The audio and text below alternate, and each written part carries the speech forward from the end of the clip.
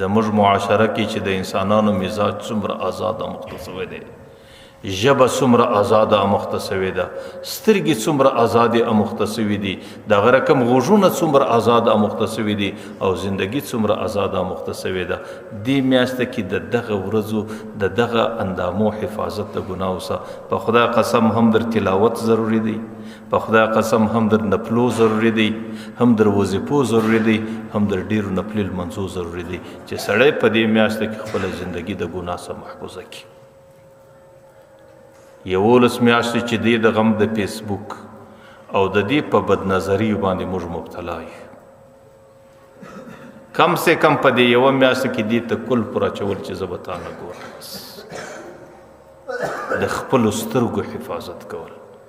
11 میاشتې چې موږ ژبه څومره آزاده او مخته کړې ده، په دې میاشته کې هغې کنټرولول، او 11 میاشتې چې موږ زندگی څومره آزاد عادت کړې ده، هغه زندگی را کنټرولول.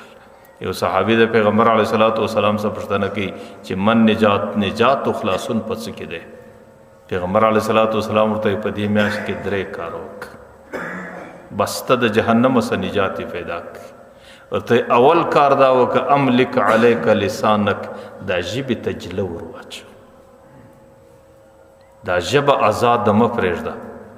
پیغمبر علیه السلام وایي هل یکب الناس فی النار الا حصائد السنتهم، دا انسانان چې څومره ډیر په جهنم کې لویږي دا اکثره د ژبې د تیزۍ په خاطر. الله تعالی بنده ته بنده جعلت لك لسانا، ما ژبه درکله، وجعلت علیه بابا، پر دې مې دروازه ټاکلې ده، دا شونډانې دروازه ده. فانطق بلسانک ما احللته لك، په دې ژبه په دې میاشته کې هغه خبرې وکړه چې درته حلالي، و الا فاغلق علیه الباب، که درته روا نه وي پر دې ژبه د دروازه پر بنده کړه. بس نو هغه صحابي ته پیغمبر علیه الصلاۃ والسلام یوه نسخه دا ورښیي چې املک علیک لسانک، د خپله ژبه په کنټرول کې واخله. موږ او تاسو چې په مجلسو کې کښینو، موږ او تاسو چې د خلکو سره پر تبصرو باندې کښینو، یو مجلس چې د هغې مجلس کې غیبت هم د راځي، په هغه مجلس کې بهتان هم راځي، په هغه مجلس کې د مسلمان د لازاري هم راځي، په هغه مجلس کې پر حالاتو باندې غلط تبصرې هم راځي.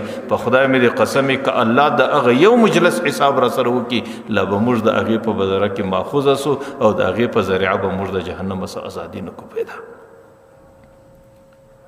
نو اولنی عمل چې صحابي پیغمبر علیه السلام ته من نجات، زه به څه کوم په دې روژه کې؟ پیغمبر علیه الصلاۃ والسلام ورته املک علیک لسانک، پر دې ژبه باندې کنټرول راوله. بس ان العبد لا يتكلم بكلمه، پیغمبر علیه السلام وایي ته خو کله یو خبره وکړي، ولا يهوي بها بالا، په زړه کې دې نه راوګرځي چې ما نو څه وویل، ما خو یې مسخره وکړه، سمې یو خبره وکړه. پیغمبر علیه السلام یلقی بها فی جهنم ابعد ما بین المشرق والمغرب، په دې وی خبرې په خاطر الله تعالی دا بنده د جهنم داسې کندې ته ورغورځي چې د هغې سر پای د مشرق او د مغرب سره ډېر لري. ته کله وایه چې ما خو یې مسخره وکړه، ته خو ما اسې یو خبره وکړه، ته به وایه چې ما خو په دې کې څه ونه ګڼل، ته به وایه چې ما خو په دې کې د چا څوک په نیت کې نه و، ما اسې یو خبره وکړه.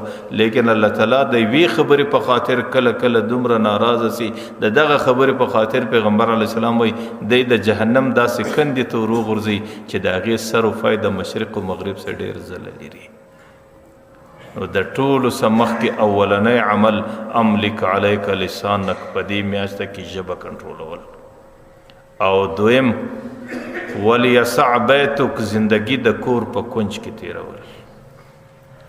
په دې میاشته کې ډېر مجلسو له نه ورتلل، ډېرو محفلو له نه ورتلل، او په ډېرو مجلسو کې ګډون نه کول، او د ډېرو خلکو سره نه کښېنستل، دا پټو پر ځان باندې اچول، داسې خاموشه ګرځېدل، لکه سړي چې پرهیز نیول، لکه سړي چې یو پرهیز او یو د یو شي څه یو چا پرهیز کړی. نو ولیسع بیتک، زندگی د کور په کونج کې تیره کړه. او درېمه خبره پیغمبر علیه السلام ورته وبکي علی خطیئتک، چې په 11 میاشتې کې څومره ګناه سوې ده، پر هغه ګناه باندې خدای ته ژړه. نو یو صحابي د پیغمبر علیه الصلاۃ والسلام څخه د دې میاشتې د دستور پوښتنه کوي چې په دې میاشته کې زه څه وکړم. پیغمبر علیه السلام 3 کار ورته ښیي، یو پر خپله ژبه باندې کنټرول راوستل، او دویم زندگی په تنهایي د کور په کونج کې تیرول، او دریم پر خپل ګناهونو باندې الله تعالی ته ژړا کول او د خپل ګناهونو د الله تعالی سره مغفرت غوښتل. همیشه چې دعا کوي په دعا کې الله ته د ژړا شکل جوړوه. پیغمبر علیه الصلاۃ والسلام وايي ما من عین الا ويخرج عنهم الدموع، کچیرې په یو سترګو کې اوښکې پیدا سي او هغه یې و ان کان مثل راس الذباب، د مچ د سر غوندې اوښکې، ثم يصيب حر وجهه، دا د مچ د سر قدر اوښکه دې مخ ته راشوسي، الا حرم الله عليه النار، الله تعالی پر دې مخ باندې جهنم حراموي.